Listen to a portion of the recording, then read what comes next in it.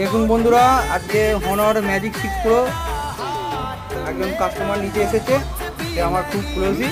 নাও দেখো ফোনটা, একটা তো আমি আগেও সেল করেছি, ওটা আবার দেখো। দেখুন বন্ধুরা, বলছিলাম না হনর এত সুন্দর মোবাইল বার করেছে। দেখুন জাস্ট কোয়ালিটিটা দেখুন, ওয়াও কোয়ালিটি। অন করো।